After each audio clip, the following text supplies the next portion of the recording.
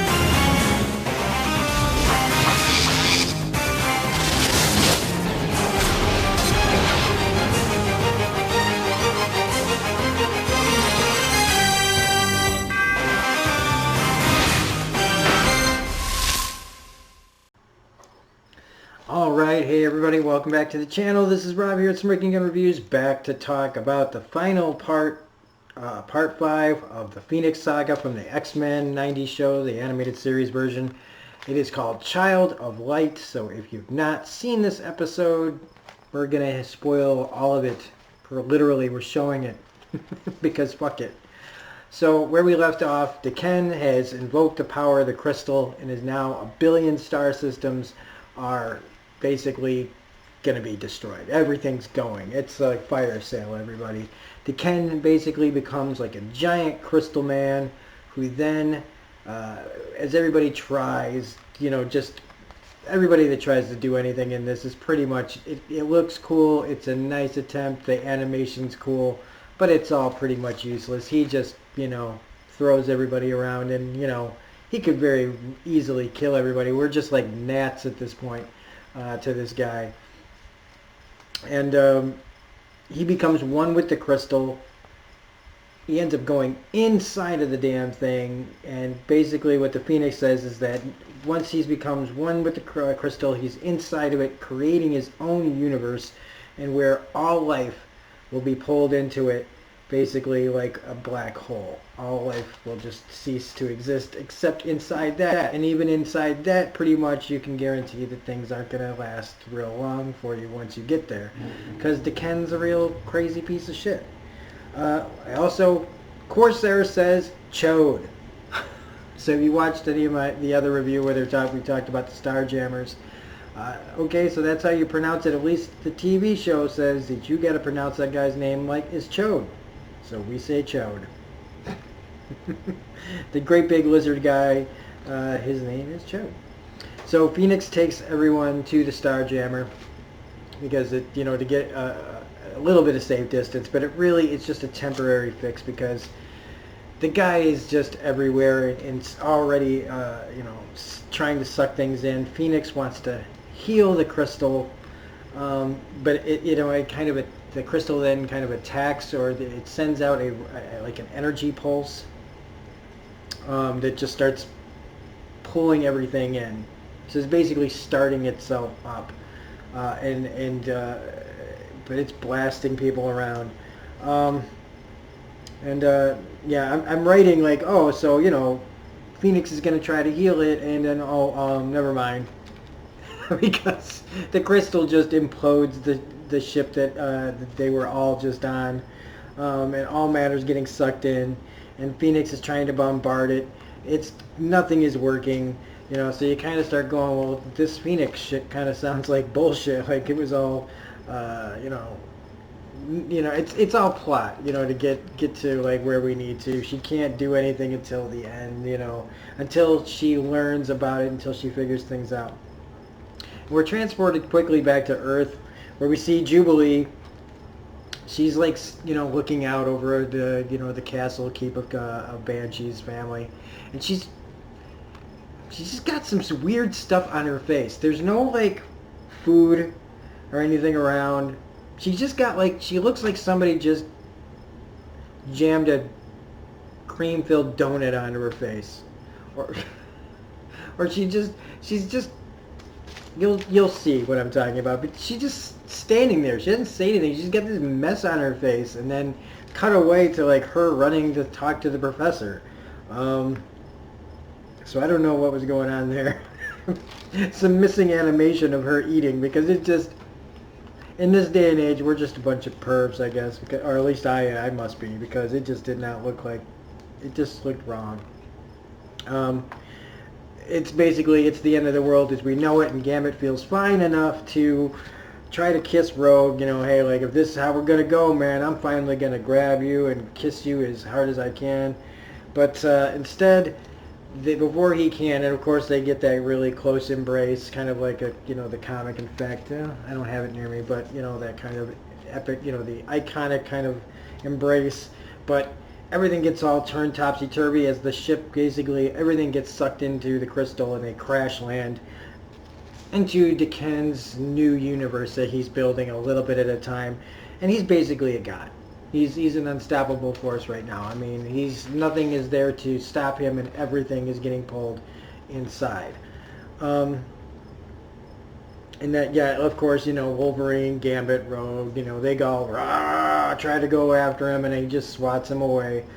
And it's all pretty much this. I mean, we get some really cool visuals. The animation's really great. All the nice, cool things they get to do with Deken as he changes different forms from crystal to rock to basically just being like the whole Earth, and just kind of throwing everybody around.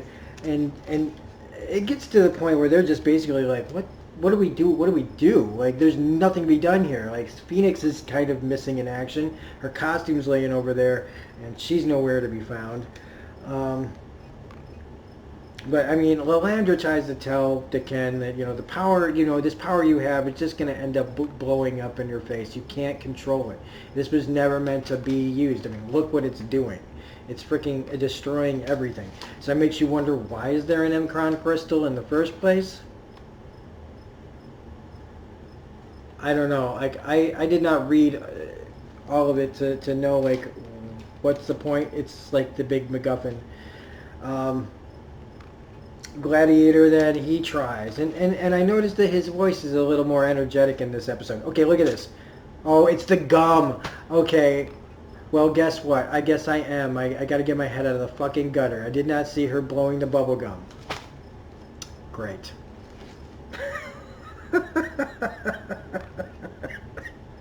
Wow. Okay, I apologize. I made it dirty. So Gladiator gets swatted away. Cyclops, yeah, he's basically like, what do we do? What do we do? There's nothing to be done. Even he's like telling Wolverine, like, we're fucked.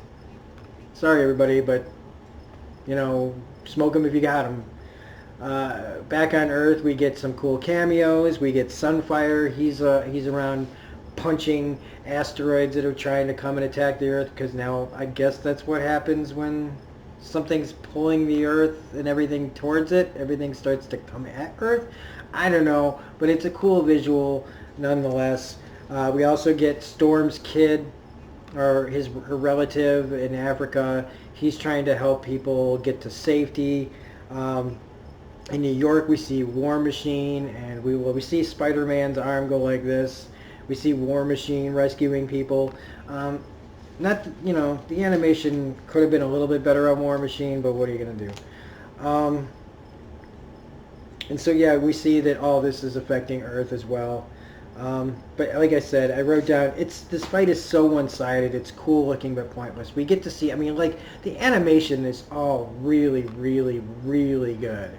The space stuff and just all the unique characters and all the different fights that we see in here are just fantastic. But Phoenix finally shows up, of course, in like the 11th hour. She says, you know, she teleports everybody to safety. And again, you know, she just seems to do that a lot in the cartoon. But I mean, it's something, right? It's more than what, we didn't get any of that in any of the movies. It always just went to, Jean's the Phoenix, Jean's bad now.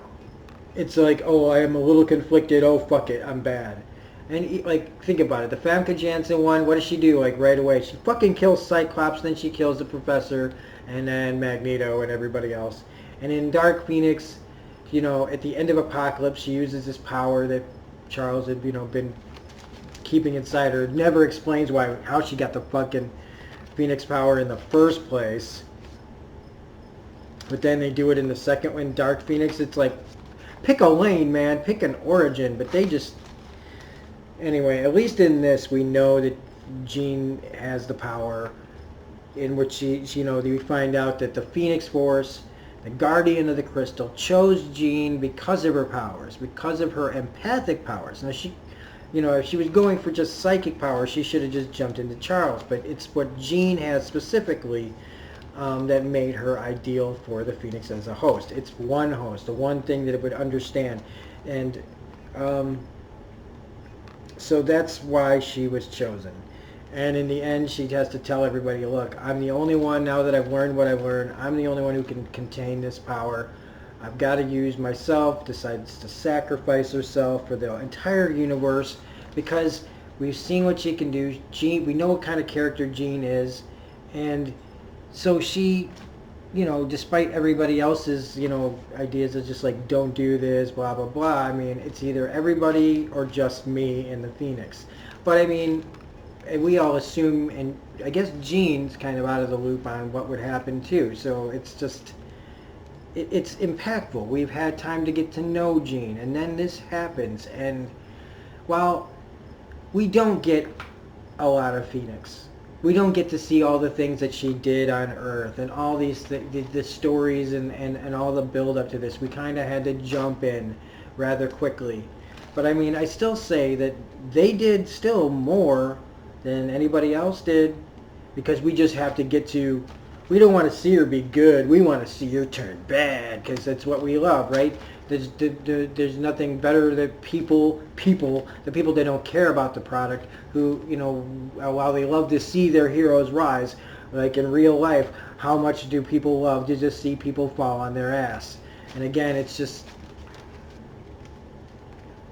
doing things so that the vanilla people that just, don't know anything about this can be happy too. So they can just sit there and go, oh, this is nice, and not know any of the fucking source material.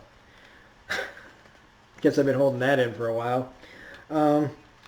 And, Scott saying, I want to go with you, and you can't, this is not meant for men, and, like you and anybody. Like, there's Sunfire, like I was talking about. And Wolverine's like, he knows, man, but it's not going to make it any easier. He just has to say it. He has to get the words out there. And of course, Wolverine's there like, Jean, oh, Jean. But he does get a kiss on the cheek, so that's something. So there we go. Now look, here comes the War Machine animation.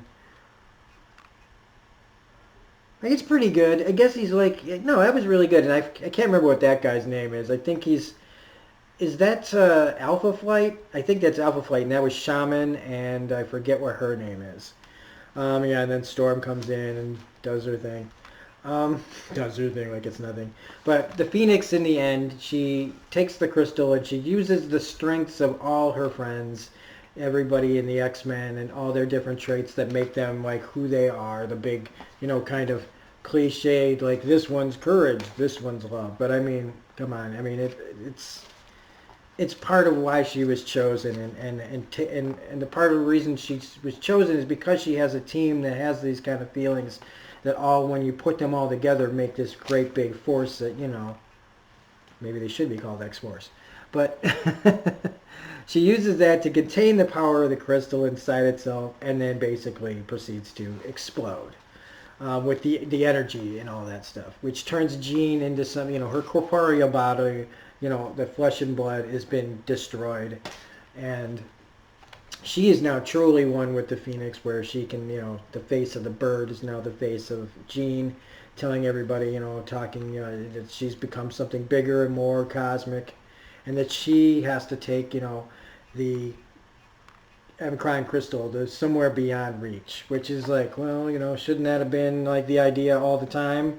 But I guess the Phoenix was searching for Jean, even though that's where the crystal was. But if you want to get really, really like all sorts of fucking technical, you can find holes and things and stuff. But she takes it. Jean and the Phoenix go into the bright light where she's psychically telling Scott, how beautiful everything is and how it's just, don't worry about me. And Lilandra at this point asks Chuck, hey, why don't you come into space with me? Which in the books is what happens. Charles goes away for a long time. A long time with Lilandra. Like in one of the other episodes where I showed you, that's where he came back, was my introduction to Lilandra and the Starjammers and Deathbird and Gladiator and all those people.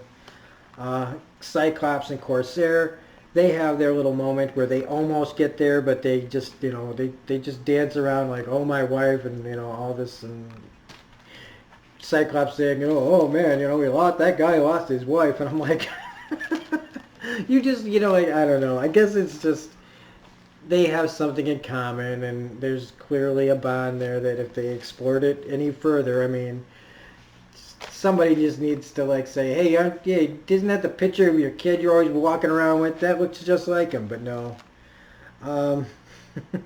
And Beast quotes Emily Dickinson, which is when they're talking about like Jean dying or leaving, and all this stuff. It's parting is all we know of heaven and all we need of hell.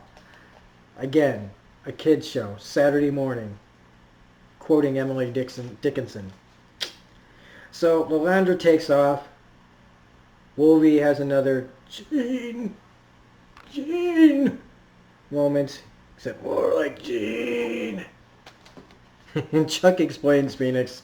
Phoenix is the Cyclops, saying, that they're the bird that burns up and comes back, and it's about hope. Hope springs eternal, hope never dies. And so, with that basically being said, that, with hope, there's always a chance that Jean will come back. And we see her face, in the sun and the sunset as Scott cries a tear and calls out for Jean one last time. And that's the end of the Phoenix Saga. The first part, anyway, the original Phoenix Saga for the X-Men the animated series. The next one we're going to be doing is the Dark Phoenix Part 1. So we'll be jumping into that. And let me tell you, there's like story before all that, man. There's like a 3-episode gap.